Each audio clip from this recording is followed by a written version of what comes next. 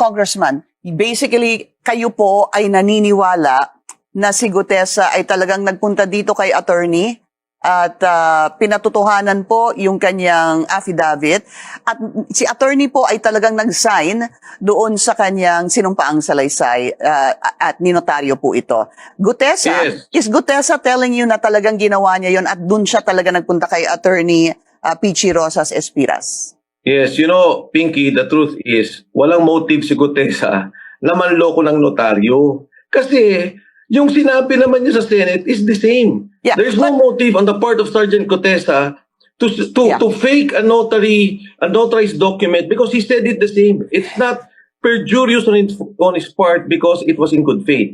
Now, as to the lawyer and to that office, they should investigate. Why is she backtracking now? Why is he saying now that didn't happen, that Gutesa didn't go to their office? Just going back to what you said, na wala hong, I forget the exact word you said, walang... The motive. No walang motive. motibo si Gutesa na magsinungaling, Yes. hindi ho ba? Ang tanong ko po, ano po ang magiging motibo ni attorney na siya naman po ang magsinungaling? Pwede siyang tinakot. Pwede siyang sinabihan na sabihin mo, hindi totoo yan. Because, you know, that's the only way they can discredit this person. That's the only way they can, you know, bring down the statements he delivered to the Senate, to the Blue Ribbon Committee.